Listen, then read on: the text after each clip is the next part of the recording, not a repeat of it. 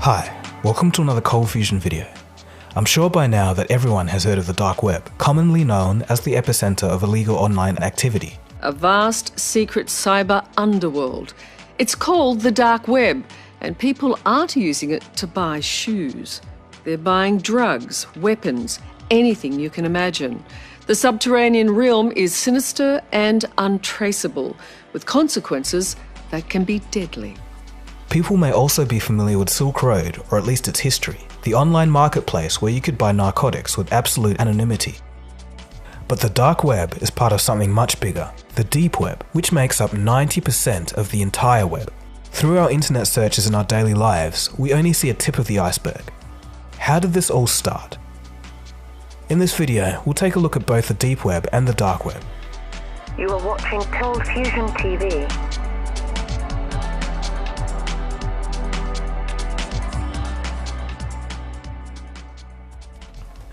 For starters, let's take a look at some basics.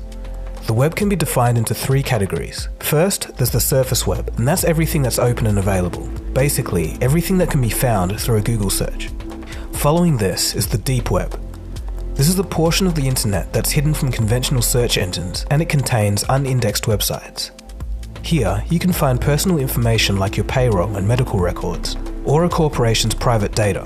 And finally, there's the dark web. Here, sites are intentionally hidden from search engines. Sites in the dark web can only be accessed through special browsers which use masked IP addresses to hide the identity of the visitors. So where did this dark web come from? In 1969, a couple of university students sent the world's first computer-to-computer message. It was sent on ARPANET, an early ancestor to the internet. The concept of connecting computers together was a radical idea at the time, and it set in motion the progression to the modern internet. But ever since there has been the internet, or any form of internet, people have used it for illegal online activity. In fact, one of the first ever e-commerce transactions was a drug deal in 1970. It was done between two students at MIT and Stanford. In the 1980s, people also attempted to create data havens in small countries with relaxed laws. These early examples were nowhere near as sophisticated as the modern dark web. However, they illustrate the point that there have always been people who wanted to use the web to escape the eyes of the authorities, or everyone's eyes for that matter. In the mid-1990s, things started to get interesting. A technology called Tor was created. Tor stands for the Onion Router and is a browser which allows users to exchange information anonymously online. Peer-to-peer networks like Tor are the backbone of the dark web. For the dark web to exist, it needs anonymity. Tor manages this by hiding the identity of the user by bouncing the connection through 3 different servers around the world, adding a layer of encryption each time, hence the name Onion. It would be logical to assume that Tor was invented by a group of anti-establishment coders and criminals trying to evade government control. Looking at the illegal activity of the dark web, this makes sense. However, quite paradoxically, Tor was invented by the US Naval Research Laboratory to allow intelligence personnel to transfer information securely. Another agency of the US Department of Defense called DARPA further developed Tor, and in 2002 they made it available to the public. To this very day, Tor is still funded in part by the US government. But why would the US government fund and allow the general public to access Tor? Well, the idea was to make it difficult for anyone to decipher which information on the dark web was created by intelligence officers. It's easier to remain anonymous in a sea of anonymous users. Simply, the more users there are, the better. It's important to note that without Tor, the darknet would still exist. Tor is simply one dark web browser, to which there are many. It's kind of like if Google Chrome was shut down tomorrow, the internet would still exist. In 2014, Dr. Gareth Owen provided a breakdown of the sites on the dark web by classification. His research found that drug marketplaces were by far the most common type of site. This was followed by other marketplaces, including fraud sites and Bitcoin sites, which are mainly used for money laundering. Okay, so let's take a deeper dive and take an interesting look at the deep and dark web. Firstly, it's huge and its size is growing rapidly. A 2001 study done by the University of California discovered that the dark web had 7.5 petabytes or 7,500 gigabytes of information. In just 2 years, this number increased to over 91,000 petabytes. Today, combined, The deep and dark web is over 96% of the entire web. To give you more of an idea of the scale, 60 of the largest deep websites collectively exceed the size of the entire surface internet by 40 times. When you do an internet search, you're only searching 0.03% of the entire web. The dark web is such a nefarious place that you can get scams based around murder. In one case, people kept falling for an elaborate scam to hire hitmen. A website called Besa Mafia claimed to offer the toughest Albanian hitman services, but in reality, it was two Eastern European men tricking people into handing over their money to pay for hit jobs that actually didn't happen. After getting their initial payment, the fraudsters often strung customers along, lying to them and making up stories about why the killing hadn't happened yet. They even started a fake moral panic around the issue. They started up false campaign groups and petitions calling for the Besa Mafia website to be shut down. This was a convoluted effort to make it look legitimate. It said that you can find anything from an AK-47 to a rocket launcher on the dark web if you look hard enough. Criminals have also been discovered selling fake degrees, certifications, and passports. People have also hired hackers to break into university systems just to change their grades. Stolen identities are up for grabs on the dark web.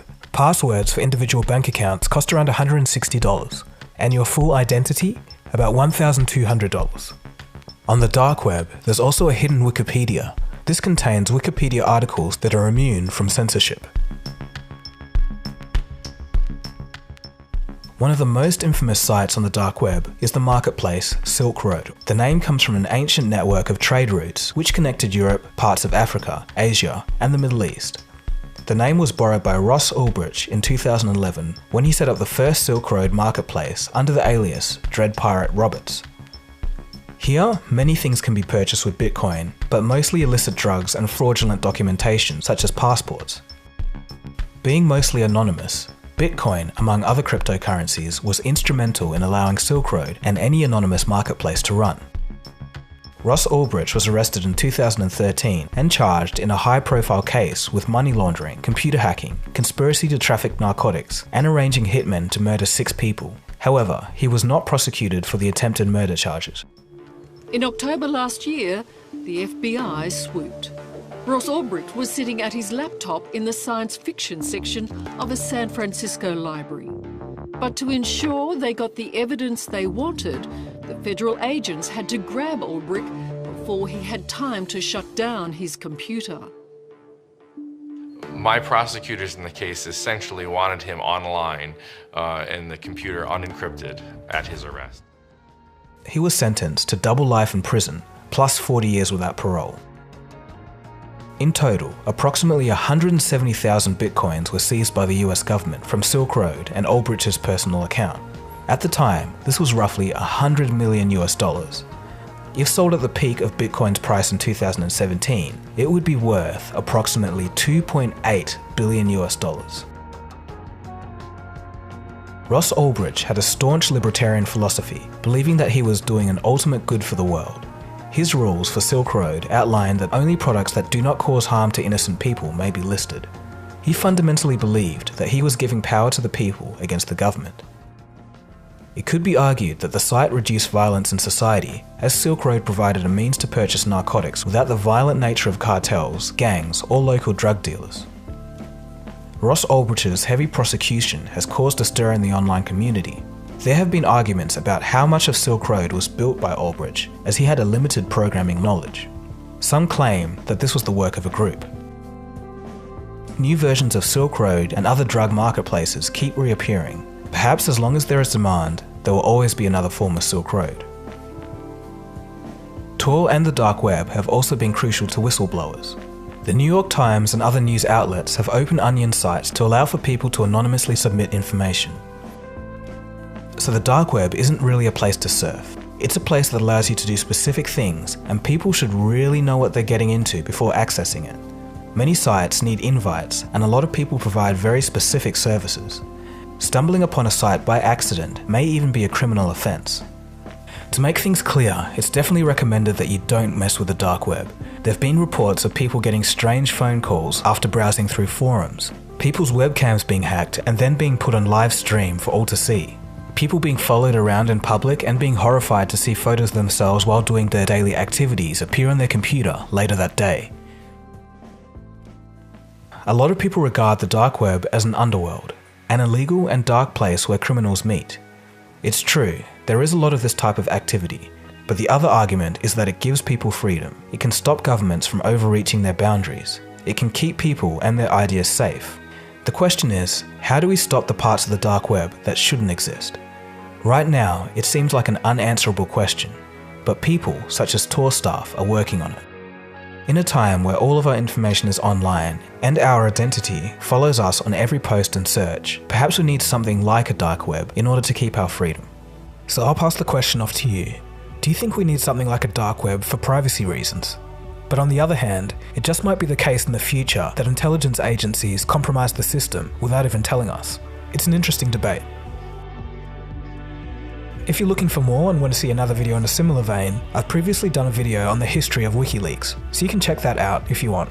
Oh yeah, and just before I go, I was invited on a podcast and a radio show to talk a little bit about technology in regards to my book. I'll leave those links below too if you want to listen. So anyway, thanks for watching. This has been Dagogo, you've been watching Cold Fusion, and I'll see you again soon for the next video. Cheers guys. Have a good one. Cold Fusion. It's new thinking.